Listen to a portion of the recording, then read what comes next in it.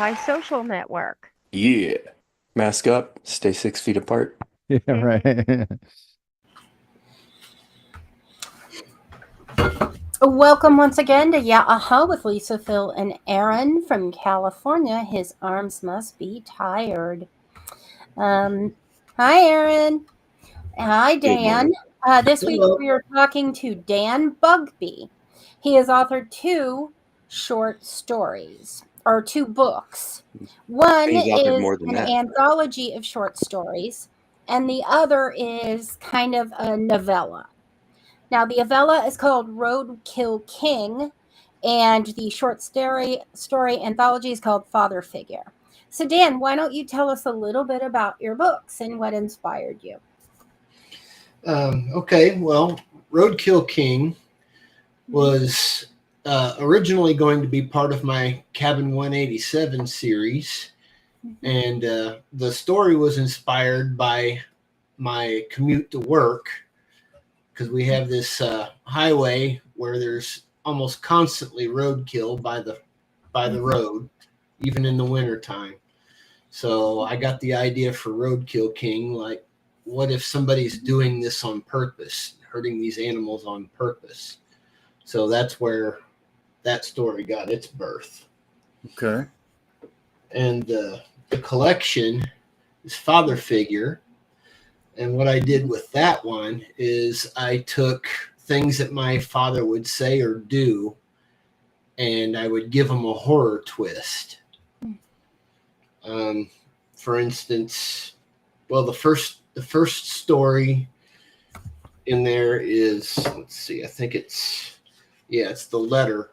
It's a letter that I wrote to my dad and read to him at his gravesite. And it actually, I actually did write that letter. The majority of that story is that letter, but with a little bit of story thrown in to make it a little bit more interesting. And Bedside Regret, which ends the collection, is also based off of something that actually happened in my life, which where my dad asked me on his deathbed if I was gay, and I bold-faced lied to him at that time, and I regretted it ever since. So this was my catharticism. I don't know if that's the right word or not. Right. But this was my way of coping. Redemption. My what?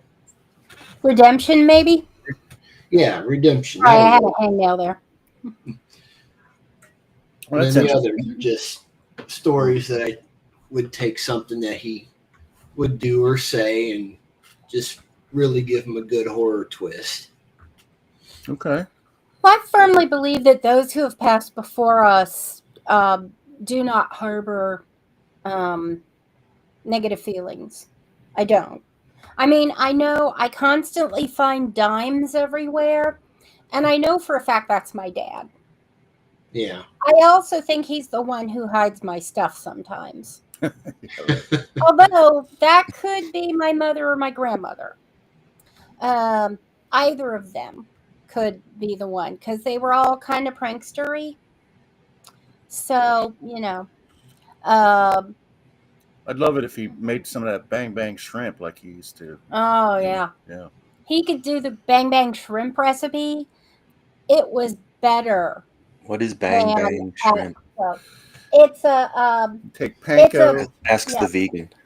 Go ahead. Right. You take this panko breading, and then there's a Cajun sauce that you kind of drench it in over. It's called bang bang sauce. It's very specific, and you have to get the correct version, and the correct sauce is made at what's the name of the restaurant? Bonefish Grill. Yes. And the Bonefish Grill originated it or perfected it. I don't know which is true. But my dad made it better than Bonefish. And that's the only... We've tried it other places. It's got different names everywhere. It's never as good as either Bonefish or my dad's. Bonefish comes it's close. breaded and spiced. Okay. Yes. Yeah. Mhm. That would have been a Breaded short and- answer. That's where I've heard that before then, because we used to have a bonefish grill around here. I don't know if it's still in business or not, though. Right. Yeah. I'm pretty sure the one in Hyde Park is still there. We're getting all that background Mhm. on the father figure, the collection of short stories. That's interesting because it it gives us a little bit more background on where the stories come from. Right. It's they're personal. very very semi autobiographical. Yeah. It's like you put yourself in there and then you amended it to make it more of a story, which Yeah. I think that it I like the poignancy of the personal touch, and I especially like the way you bookended the anthology with the the letter and the redemption, because Yeah. both felt like quests for forgiveness. And that's And what they were. hopefully you felt that redemption Yeah. in yourself. Like a, You were really put on the spot, though. But, oh, yeah. On the deathbed Right. situation. I mean, you were a teenager. You really were not ready. And it's not, maybe if no one else had been in the room, you could have admitted it to your father knowing that he was going to pass. Yeah. But, I don't know what all did go into that, Dan. How was that? Right. What was that like? Well, Being put on the spot. it's pretty much like how she described. It's he had been, since he was close to passing, he had been talking to people that weren't there, which is fairly common. Yeah. He'd been doing that quite a bit. He'd been reliving and things that Watching his happened life. and things that didn't happen. He'd been delusional and talk, as well as talking to people that had passed long before he did, like his mom or someone like that. And my mom and my sister were in the room. I came in and my mom left, but my sister stayed there. And that's when he asked me, and I just, it's like you said, I wasn't prepared to answer the question. Right. So I told him what I thought he wanted to hear. Right. And it seemed to relax him, but at the same time, he didn't seem to buy it. He probably, I mean, most people have a sense, especially if someone close to them, Yeah. Yeah. Do we truly get a sense that maybe those who've passed on can see or can relate to what we're doing now? Like sometimes that'll keep you in check. Sometimes you'll be like, what would my dad think if he saw me doing this? What or how would he behave, or how would he react to a problem right now? So I'm guessing there was a sense of he's getting this message now. Yeah. When you're writing this. Yeah. Once it was published, I also spent a couple of days and actually reading it to him on his graveside. Nice. So yeah, that's nice. I like that. I mean, my parents are in the in vessels in the house. They both chose Freemason, and so they're both here in our house. Yeah. And so I don't really have to go far to visit their grave sites. But yeah, we used to have something in my hometown, my parents, my ancestral hometown, called Dinner on the Ground. And it was basically very similar to Dia de Muerte, where you go to, I don't know if I pronounced that perfectly. Terribly sorry if I didn't do it well enough. But that's where you would go, and on Memorial Day, we would go to the graves, to the graveyard, and we would have a picnic at the graveyard. And you would bury like I don't know, like a chicken leg or a favorite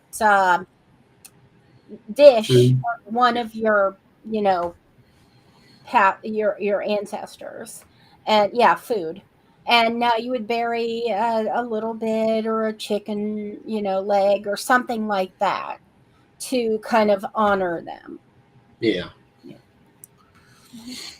But we should say in your preface, you did say that, you really, it hadn't always been the case, but you would come to terms with your relationship with your father, and that you really loved him, and that you really understood that some of the values that he instilled in you. Definitely. And that the book, after all, it's a horror story. So it's not, the father figures in the stories are not to be extrapolated to be autobiographical of biographical of your father's life or anything. They were just kind of loose outlines. Yeah, that's why I put that in the preface too, because I didn't want people to read this and think that my dad was a horrible human being, because he wasn't. Yeah. He was older. He was older when when I was born. He was 50. Mm-hmm. So by the time he was retiring, by the time he retired at 62, I was 12. So I was going through my difficult teenage years. I could have used different words, but I wasn't sure how use any words you want. You guys wanted to be. Yeah. So. Yeah, use any word you want. We're on the anti-social network. Okay. But I was going through my difficult teenage years, and with him being retired and me being on summer break, we clashed quite a bit, quite often. So. Right. Oh, absolutely. I mean, that's normal. The problem is you didn't get to your 20s where you develop that relationship with your parents. And then you kind of like, whether you say it or not, you forgive each other for that time. Yeah. And that's what happened. I know that personally, that's what happened with me. I don't know, Phil. I can't speak to Philip and Aaron's situations, and my mom and I never discussed some of the issues that I had with her, but whether she asked for it or not, I forgave her for some of the stuff that I resented.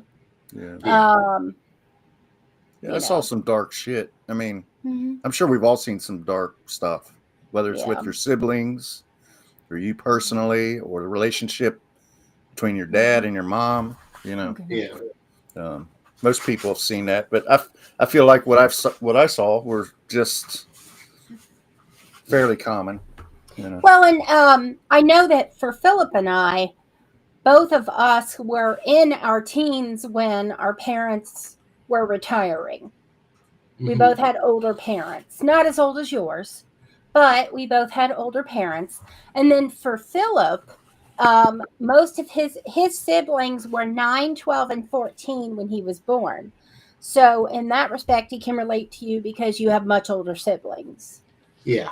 I do not. Well, I do have a brother who was 5 years older than me, but I don't think that quite counts. Although he was raised so differently because my mother was single raising him, whereas I had the two parents. Yeah. So I'm now the age where my father passed. Oh, wow. So he never retired. Wow, he must have passed very young then. He was 56. Wow. Yeah, actually, my mom was 57 when she passed, so I'm a year older than she was. I didn't realize John was that young, Aaron. Yeah. I thought he hit 60. So how old were you when he passed, Aaron? 31. Okay. I was 30 when my mom died. All right, Dan. So let's talk a little bit. That's kind of heavy. We've been kind of heavy so far. Yeah. Let's talk about. Lighten it up. Let's talk about horror. The horror, yeah. Where's that come from? Where's that? It is actually a little light horror as far as that. Yeah. It's a nightmare. Yeah. I would say it was like they're like nightmares. What was unfolding in these stories. So we're starting with father figure. Some of them are just like weird hallucinations, kind of too.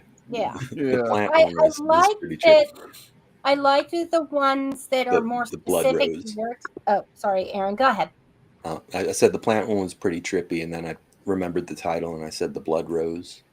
Mm-hmm. Oh yeah, yeah. Oh, what was that? Here, let me look. I'll remember it once I see the title. That's is that like Father Like Son or Like Father Like Son? Blood Rose. Yeah. Okay. Yeah. Yeah, that was a fun story. I should have probably made that a much longer and developed things a little better. But you know, I felt like it felt complete to me. I mean, I can see how you could expand it. Yeah, you can make it bigger. It's not incomplete. Right, absolutely. But it felt complete enough for me. It had a satisfying beginning, middle, and conclusion.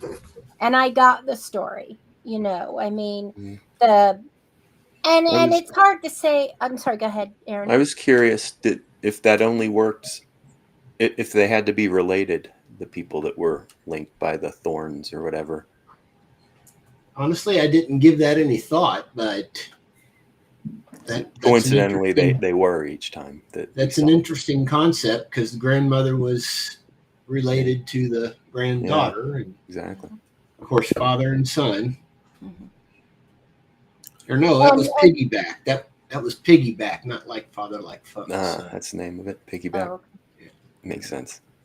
That's interesting how, as the writer, you know, some people might think you're unfolding the entire story, but really you're just kind of opening the door to a world, and then the reader's imagination can draw conclusions from the actions and thoughts of the characters. So that story for me was the only one that was something of an outlier. It stood out for that reason, because the others were all more, they felt more personal, more almost actual, autobiographical, whereas that one was pure imagination. Yeah. Is that pretty? Yeah, pretty much. Because it's father and son. But it fits with the theme, but it is a little bit less autobiographical is all.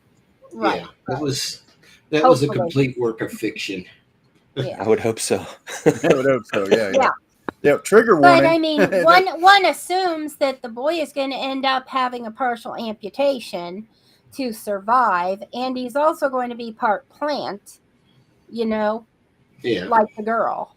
So the question is where it expands is like, do they create a whole community of the people who deal with this situation? Right. You know, is it like a circus situation where everybody lives together? Do they take over the planet? It would be fun. It would be fun to further explore the blood rose and its history. Yeah. And what happens if they don't catch it too soon? Do they actually combine and become like a tree or a rose bush? Is that where the blood rose comes from? Interesting. There you go. It's an idea. Evolving. So you can always take that. Yeah. Aren't there free. Like didn't Dickens Great Expectations start as like short stories or something in a journal, or I seem to recall something like that from my Norwood High School education. Great Expectations, I think, was like a serial newspaper type thing. Yeah. So you can go back. You can go back to your work, and you can build on it. And, you've got a germ of an idea. You can. A lot of science fiction and horror started in those like magazines that you could get, the anthology magazines like Asimov and Science Amazing Fiction Tales. Amazing Tales, and they would submit short stories, and some of them would be serials, and eventually those became like, I believe that is how Foundation originally started. Mm-hmm. Sounds Stephen King got his start too, was submitting to magazines like that. Vonnegut too. Yeah. And I seem, when I was researching for the podcast, I seem to recall reading that you have some work that's been part of anthologies of other writers, collaborative work. Yeah, I do. I've contributed to at least 7 anthologies. Okay. Nice. In fact, one just came out this month called Nightmarica. Nightmare. And it's based on, its theme is the American dream gone wrong. Oh my God, that's perfect for our other podcast, Nightmarica. Maybe that's what we should rebrand as. No, that's interesting. Yeah. Okay. So, Okay. Can't but that's steal his perfect. thing, Phil. Well, you Yeah. know, you gotta do a little Robin Williams move there, maybe. It's what is it? Let's just go with imitation is the sincerest form of flattery. We already have a name. Yes, political cadence. Let's. We're not supposed to mention it. Shh. Oh well, no. Well, we should mention that we're on the Antisocial Network. Though, yes, right? We are in the Antisocial Network, and political cadence is not. Right. Right. We keep that separate. But you're welcome onto that sometime too, Dan. Absolutely. Of course, but if you want to, Definitely. I already like the name of it, so yeah. Cool. I wanted to say that every time I read something, I'm always finding grammatical errors and typos. In 2 books, I found one single typo, and it was just a name. It was Caleb was Khalid in one of the. But I wanted to say it's all very well written, and it must have been gone over many, many times by either editors or yourself or proofreaders. But it's top notch. Yeah, I appreciate that. And everybody's going to find typos. I mean, you can read a Stephen King novel and still find typos. I've got a weird thing. Yeah, absolutely. I would say, yep, typo, and I keep going. It doesn't matter who the author is. Yeah. But Aaron's they always a programmer. stand out. Yeah. It's like Aaron's finding a bug. brain Exactly. looks for that more. I feel like your brain is built for that. But not just typos. Everything was made sense and was structured correctly and was well done. I appreciate that. That leads to the question: do you have, or do you do? We need to talk about Roadkill too. Right. But do you do audiobooks? I only have Roadkill King on audiobook because they're incredibly expensive, and the return on investment isn't there. At least it's not been for me so far. Okay. Would you be? Oh, sorry. Go ahead. I was going to have a friend do a father figure for me, but I don't know if I want to invest the money in it right now because Roadkill King audiobook just hasn't done well.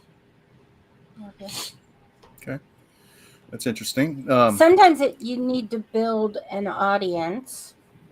And sometimes, who read Roadkill King? Huh? Did you read it? Who read it? A guy by the name of Jason. He wasn't well known. Okay. It's Momoa. No, Jason Momoa is my known. friend my friend that offered to do father figure isn't known either, but he's always wanted to do voice acting and narration and stuff like that. So so does Lisa, I think. Yeah, that's what we were kind of. What she was angling at right there. Yes, thank you, Aaron. I can tell.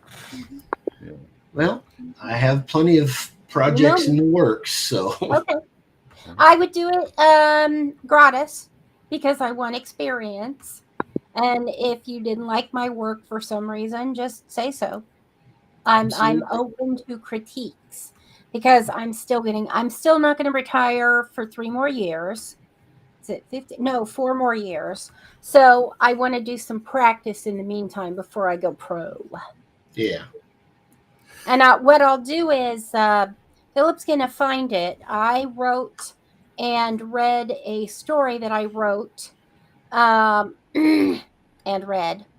Oh, let's repeat that. But he's going to send you the sample. Okay. Everything. It's sort of a horror story, sort of not. Yeah. but it's fiction. It's interesting. It's interesting. Wink. It's really good. It's good. I really liked it.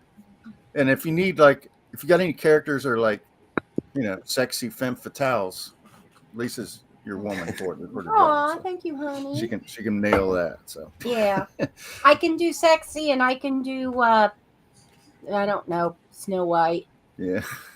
All right. So here's my big segue. We mentioned Dickens before. With Roadkill King, I'm thinking Ebenezer Scrooge. Really? Ebenezer Scrooge meets what was that movie with one of the characters? Death Race 2000. Death Race 2000. Right. Mm-hmm. So good idea. Okay. Mind you, he is visited after, so he doesn't get the redemption from the Ebenezer Scrooge part. What was that other movie, Death Proof? Where the Tarantino. Yeah. Was that Tarantino or Rodriguez? That was Tarantino. They both did half. Was the wasn't it, or the car part was Tarantino. Yeah. Okay. Kurt Russell was really good in that because typically he's like a empathetic character. He's a good guy, but in this one he was a real dick. Yeah. So he showed some we do want some light. He showed some there we are. That's better. Okay. Latitude in that. But anyway, I enjoyed Roadkill King quite a bit. Why don't you kind of outline the plot for us, Dan? Well, Roadkill King, it starts off with a guy named Tatum, and he has a bad breakup with his veterinarian girlfriend. And it basically makes his mind snap. And since he doesn't like animals, and she obviously does, she gives him an ultimatum. You get something alive that you like, not have just to take care of. That you have to take care of. Because Tatum is a mechanic. He's a grease monkey, a motorhead. He's all about the cars. Mm-hmm. He doesn't care. He doesn't give two shits in a fuck about animals. Mm-hmm. And that's when he gets himself into trouble. Mm-hmm. Sorry, he decides that he's going to alter this car of his specifically for the thrill of hunting by running these animals down. And he alters everything. He puts armor on the car. He puts a shatterproof windshield in, cages over the windows. I mean, it might as well have been in a demolition derby. He put so much armor on there. It takes out the airbags. Yeah. Took out all the safety equipment, which would have gotten him in trouble if he ever got pulled over. Right. So one night, he finds this buck in the road, and well, he has there's some poetic justice, an experience with this buck, and he's not exactly sure what's going on. Right. So by the time the story ends, he's found irredeemable, and the animals that he injured and killed all come back to haunt him. And that was very nightmarish, I would say. So this is your opportunity. Do you want to identify who you modeled this character after by name? No, I'm just kidding. Actually, I didn't model him off of anybody. He was completely pure fiction. Yeah, this was modeled after the roadkill he saw, right? Yeah. I felt like had he not had the deer experience, that he would have moved to humans. That was coming. He was fantasizing about that, right? Right. It's similar to serial killers have a tendency to move upwards. And the lack of empathy towards living things, especially once Jennifer leaves him, is compounded. And it's the incident with the family dog that starts. I was about to say, if you can hit a golden retriever and not have any empathy, then there's something up with you. You can kill anything with and especially because his weapon of choice is the car. Right. Yeah. And the little boy was a poignant touch. He was crying. He was, representing the concern, the reader's empathy, I guess. Right. Sort of the audience. Yeah. But we've all known or seen, maybe, hopefully not all, but I know there was this one kid in my neighborhood that I don't know. I could easily see this kid, putting firecrackers up a cat's butt or setting animals on fire just to see them burn. Yeah. And I mean, every kid has done the magnifying glass on the ants, that kind of thing. Almost a lot of children have. Yeah. And not, children have less connection to their empathy. But most of them outgrow it. Yeah. Then you have sociopaths, psychopaths, and serial killers. Right. Yeah. When I made Tatum up, I saw him pretty much as a psychopath. And when I was writing the story, I was wondering whether he was going to graduate to larger prey. Yeah, absolutely. Right. Yeah. Well, Aaron one night the deer in the headlights would have been a human. Mm-hmm. I'm not going to name names. I don't think he was going to aim for it in the middle of town initially, but I think had the opportunity come up, he definitely would have, I mean, you do come across these people in life. I was joking before about the name and everything, but you do come across these people in life that you wonder, what is really behind those eyes, and you see glimpses of it sometimes when you're a kid, and kids are less governed by their, mature. They're not mature. Their emotions get the best of them. Their ego and their id hasn't developed enough to fully restrain their impulses. But Aaron made a Facebook friend. I noticed it on his list one time. It was a guy we went to school with. I'm not going to name his name, but this guy, he was this kid. I shouldn't call him a guy because he was a kid at the time, but I had a friend named Ken. Aaron knows that. And Ken was like hanging out with this kid. And this kid, I don't know, it was weird. The kid got like jealous or something, like playmates do when they're kids, And so we were in art class, and one day he took a pin and stuck it on the tip of his shoe, and he sat across from me, right? He started kicking me in the shins with this needle. There was blood coming down my leg, and it's like that's the type of behavior that you see that you wonder. Concerning that's behavior. Kind of percolating to the top of a really dark person. Right. He leaves the douchebaggiest comments too on things. Yeah. But it's like, it's probably a result of his getting back to his parenting. He probably, his father's probably kind of a shitbag too. Maybe sometimes. There's a different kid we went to school with that I was walking down to Millcrest Park from my house, and he had just thrown a cat from the train trestle. Oh my God. Yeah. Yeah. You see the stuff when you're. Yeah. How old would you say he was? 14, 15. See, that's. Yeah, if it happens at 10, but at 14, that's an asshole for life. Yeah. Never going to be better. Yeah. Well, unfortunately, some of these people are actually in charge of the government now. So. I was thinking Stephen Miller would be a roadkill king.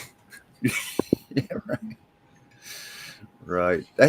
I don't know how I guess I was just not very politically conscious during the first administration, but I didn't know who this guy was until I saw him, and then recently within the last since the second coming here, and Stephen Miller. Yeah, and I was like, oh my God, this guy is like an impressionist painting of a of a vampire or something. He's just a ghoul. Yeah. Yeah. Scary times right now. It is. Yeah. Not even to get to the. I guess we should leave that for political cadence. Yeah. All right. Well, so yeah, I could see Roadkill King both as a feature movie. I think people would get maybe fatigued by the evilness of the character after a while. No redeeming qualities. Some people would. Other people would eat it up. Some people might eat it up. Yeah, you're right. Who knows? Maybe the guy would adopt a rat, and in the end, get redemption from actually giving about the rat. But definitely as part of like maybe an anthology TV series. There's 1,000 directions you could go with that, though. There is, yeah. But it was. I admire. I like the short story version the way it is. Yeah. I like the ending. Yeah. But I think that good writing kind of evokes these thoughts of like who would you want to play the main character? How would that look? If you have animals that are able to speak, how is that done? Is it with CGI or is it with people for CGI or AI? There's a ghost. Sock puppet. Look out, Dan! There's a ghost. Yeah, behind you. The man in purple. That's my husband. Hi, hubby. He has a name, I assume. Yeah, his name's Brian. Brian. Okay. Hey, Brian. I read it in the book. All right. So yeah, I mean, I admire your. You must really love. You really. It's obvious that you really love writing. There was a time when I really loved writing, and now. Hi, Brian. It's. Hello. It's just not my niche anymore. This is talking to people, but. Yeah. Well, your niche evolved. It evolved into something different. Yeah. Absolutely. It evolved to fit your lifestyle and free time, I think. Right. Yeah. Maybe after you retire, now it's going to be, I guess, 70. Well, you can start writing again. I'm vain enough where I kept a lot of my old writing. And when I look at it now, I realize I was a dumb kid with no life experience. And this was all really based on shit I saw in movies. And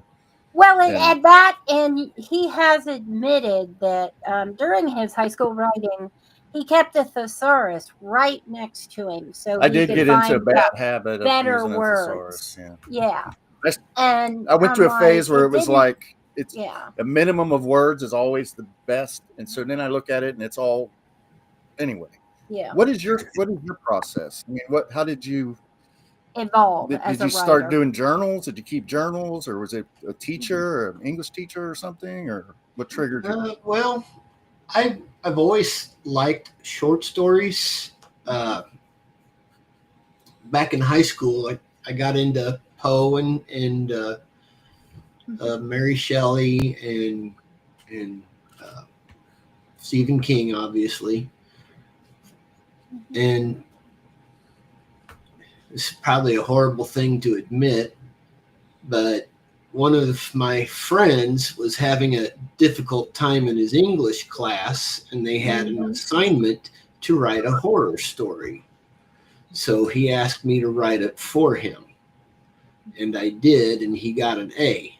But now I can't use that story because it's right.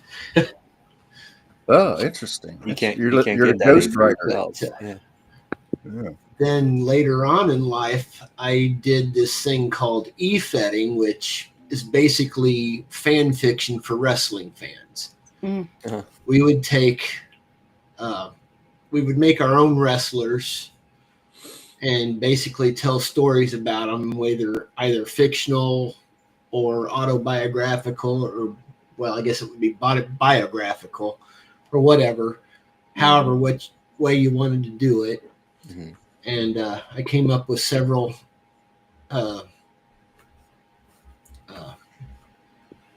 characters that I really enjoyed writing for during that time, but they were always basically short stories. They had a word limit, up to 5,000 words or up to 2,000 words or 1,000 words. So that's where I basically honed my craft of writing short stories. And about when I was 49, I'm 55 now, I just decided to hang that up and try and write professionally and try and get something written that I can give out to the public. Okay. I'd say you've succeeded. Yeah. Yeah. We have a lot of authors on, and I'm always fascinated by, what makes them tick, or because it is a discipline. I mean, it's a real, you got to be really dedicated. And I always wonder, because the way I wrote I have no discipline. The way I used to write was, I didn't know where I was going to go. I was just writing. I don't know. But a lot of authors, they already know what the entire story that they're going to lay out and the meaning and everything. So everybody's different. Yeah. But my method is a lot like yours. That the term I've heard used is a pantser. Basically, you're writing by the seat of your pants. And that's what I do. I discover the story as I write it, basically. Yeah. I've tried using outlines, and I just never... I can outline here, but I'm always going over here. Yeah. Yeah. You have to really know. You have to know in advance what you're doing if you do the outline method. Yeah. Right. For novelists, I think that works better, but I don't have the memory retention for detail to do novels well. Yeah. I mean, because you have to be, with a novel, you have to be consistent. You got to plant seeds early in the story. You have readers like me going nuts, saying, "Oh, there's an inconsistency. There's a typo. There's right." Or this character said back on page 13 this, and now they're saying something entirely. Characters can lie. Right. Yeah. Or stories where the characters, like you said, the character's name changes. And it's wait a minute. This wasn't a name change. It was just Right. But, I mean, I'm not sure the author intended for the character's name to change in the middle of the book. Yeah. Yeah. Well, we should say I've actually done that. So, not intentionally, but I've actually done that. Yeah. Well, you have a lot of work. My Chrome wants to restart, so I might drop off for a second and be right back. Okay. It says like 5 minutes. It's going to do it by itself. If you're interested in more of Dan's work, we will be asking him for his socials and where you can find it after, or should we do it now? Let's do it now. Yeah. So you have your nom de plume, right? Isn't that how you say it? It's Dan Fierce, right? Yep, Dan B. Fierce. Yeah. No relation to Sasha, I guess. No. We went to separate schools together. That's about it. But you have I seem to recall you had more than one website. You had I've got www.fiercephantoms.com and www.danbfiercebooks.com. And do you do a blog or anything, or do you? I haven't been able to. I haven't been able to keep enough time available to be consistent with a blog. Understood. Got it. All right, so I would encourage anyone who's listening to go out into those websites and sample some of Dan's work. Sign up for his list.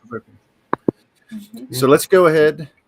We've kind of agreed to this up front. I think we agreed to it, although I didn't. Yeah. Do you want to do the Elite 8 mini bracket, Dan? Yeah, absolutely. It looked like fun. He seems sold. Yeah. All right. So we hope so.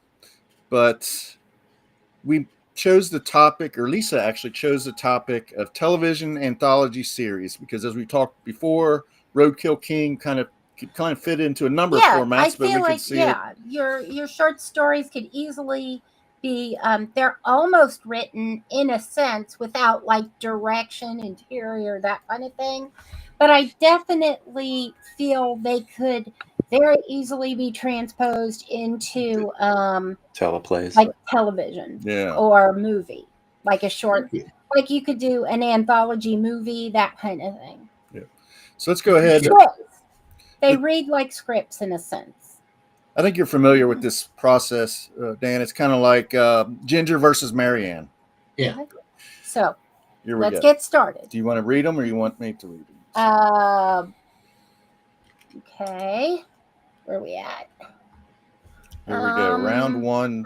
Matchup 1. Round 1. It's a good one. Tales from the Crypt versus Twilight Zone. That's a tough choice. Mm-hmm. But I'm going to go with Tales from the Crypt because I like a scarier horror typically. Got it. Yeah. Aaron? I got to go with the classic Zone. Mm-hmm. But I've got a sub question for this. Rod Serling or the Crypt Keeper? Yeah. Exactly. Which is weirder? I got to go with the Crypt Keeper. Yeah, I think I do too. Well, Serling's from Cincinnati. Is he so really? I'm really conflicted there. I know it. Yeah. Oh, surprise. But yeah, I would throw one to Serling. But at least who would you go for Tales from the Crypt? I'm going Twilight Zone. I felt there was more metaphysical fear, in Twilight Zone. Crypt Keeper was almost more jump scare. Yeah. And so my preferences run more to kind of suspense thriller than actual horror. Yeah.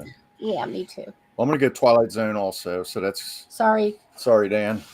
Sorry, Tales from the Crypt. That's the way it works. Okay. Next one. Alfred Hitchcock Presents versus Black Mirror. Okay, I'm gonna go against what I said earlier, and I got to go with Alfred Hitchcock because I used to watch that with my family. So I have memories involved in that. But we always watched The Birds. Come on late at night for Psycho us in black and white. Yeah. So that's for you too, Aaron? Alfred Hitchcock? Man, that's a tough one though. Because Black Mirror this day and age is kind of huge. Yeah. But I gotta go Alfred. I can't go against Alfred Hitchcock. Okay. One. Well, I'm kind of like Dan. I recall Alfred Hitchcock because we'd stay up late at night. My parents would go out, and my sister would babysit me, and we'd order like pizza. And it was, there was only 4 channels, so all this old programming was still kind of topical. Right. Mm-hmm. Definitely predates cable. But Black Mirror is awesome. It's not quite lived up to its first season. No. Yeah, I haven't kept up since the first season, to be honest. But the first season was epic. Yeah, it was good. Right. So I'm gonna go with Alfred. I'm gonna throw one to Black Mirror because I'm glad it got a vote. Yeah, Alfred Hitchcock must have been opposite something my dad liked to watch, and they never went anywhere on Friday night, or Saturday night. Okay. Well, he was another cool host. I'd put him up there with Serling and the Crypt Keeper. Right. Yeah. Maybe we'll do comparative hosts one day. Kind of a sketchy history with his leading ladies, but really? A horror master. Oh yeah. Tippy Hedren. Alfred Hitchcock. So he'd have definitely 3-1. Yep, Hitchcock 3-1. What's next, Lisa? Outer Limits versus Night Gallery. And this is OG Outer Limits, not we didn't go with the newer versions of these in our heads. That one's going to be a guess for me because I honestly haven't watched either one. So I'm going to go with Outer Limits because I know it a little bit. I'm more familiar with it. Okay. Yeah, they're both like neck and neck for me. Yeah. They're like practically the same show to me.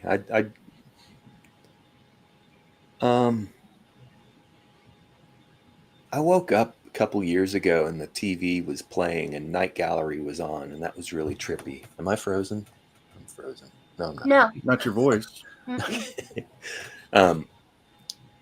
And I think I watched 3 or 4 or 5 of those in a row, and they were really cool. So I'm gonna go Night Gallery just because I've seen it more recently than I've seen The Outer Limits. Fun.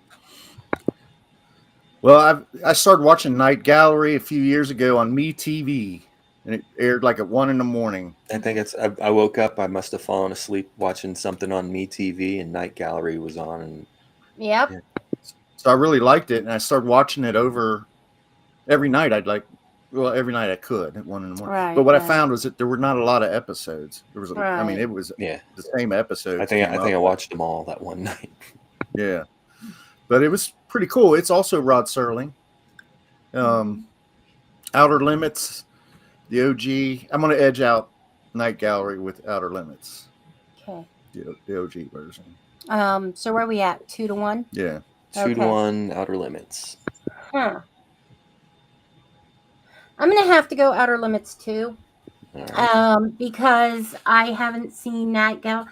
I don't know if maybe Night Gallery transitioned into Twilight Zone. No, it came but later. It was super campy, but it was just I liked Outer Limits better than Night Gallery. It kind of reminded me of an American version of Hammer Horror, Night Gallery. Yeah. Okay. The British series of films. I don't know. I'd have to look at that. But okay, so now we come to fourth matchup, Tales from the Dark Side versus American Horror Stories. So not American Horror Story, where that's like a whole season. These are episodic, short, half hour. Some of them go over into a whole hour, but they're still presented as like in 30 minutes increments. I'll preface this by saying, to be fair, I have not watched American Horror Stories. Okay. But I will definitely go with Tales from the Dark Side because I think Stephen King was involved with that one. Mm-hmm. Yeah. Was it? No, he was. Was he Tales from the Crypt? I don't think so. I think it was Tales from the Dark Side. I think Dark Side is right. Yeah. Right. Well, one way or the other, Man. I've seen Tales from the Dark Side. I don't remember it much, but I have seen it. But I haven't seen the other one, so that's pretty much exactly everything that Dan just said applies to me. Tales from the Dark Side. Yeah, Tales from the Dark Side. I've seen both, and I lean towards Tales from the Dark Side. Yeah, that's going to be a sweep because I think Tales from the Dark Side was pretty popular. I remember there were a lot of seasons of that, and I don't know where my broom is. I have a little broom I keep next to the computer. We'll imagine it. So here we go. We're at the final four. Just we got imagine a broom. 5 minutes to go here. So, okay. Go ahead. Twilight Zone versus Alfred Hitchcock Presents.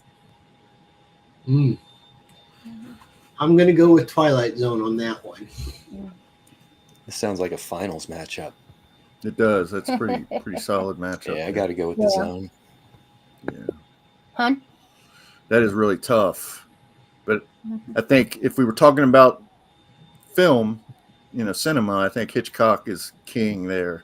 Sure. But he's not going to get the TV over Twilight Zone. Yeah, and I feel like his films are his stories, whereas Alfred Hitchcock Presents, some of them may be his stories, but I think a lot of them were not. He was just presenting.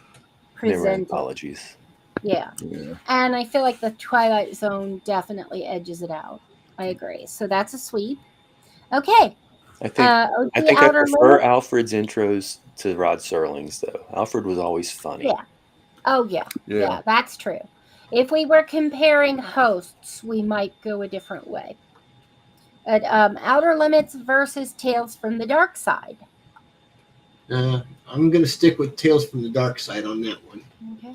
Yeah, I think ditto. Tales from the Dark Side. Yeah, Tales from the Dark Side. Okay. So another sweep. So now we're down to OG Zone versus the Dark Side. Oh. For the winner of the episode. Opinion based. I'll give it to the Zone because they're classics. Yeah. They're the alpha and omega of TV horror anthologies. Yeah. The Zone. Yeah. Yeah, and I liked that the Zone lightened up on occasion. You know? We can make it sweet, please, because I'm going Zone too. Okay. Yeah. I like the way it lightened up. Like some of your stories, I compare more to Twilight Zone versus some of the other anthology series because there was, you had horror ending, you had redemption ending, All right. Well, so I need a sound effect similar to our banger for the date winner, but I don't have one yet. So, but there. All right, Dan. So this has been a great hour. Really enjoyed it. I think you were planning to join us. Thanks for sharing your work with us. Yes. Yeah, thank you for reading it. That's and this especially is huge. Great. Well, and as podcasters, if we can't read the book, we podcasters. I like that. Perfect. Okay. We're podcasters. Yeah, we're not podcasters. Yeah, I can't. I speak word good. It has actually worked. That was funny. Podcasters. Yeah, I like it. I like it. We didn't read the book. We're autocorrect is my enema. But I believe you're going to join us for our rotisserie cinema works of Wes Anderson. Are you going to join us for that? I'm going to definitely try. Okay, cool. That's the best. That's all we asked for. Yeah. Toss out your website one more time. If you Want to toss out his website one more time? Yeah. Yes. Go ahead and do that. It's www.danbfiercebooks.com or www.fiercephantoms.com, and that's Phantom spelled Phantoms. Nice. Okay. All right. If I may, real quick.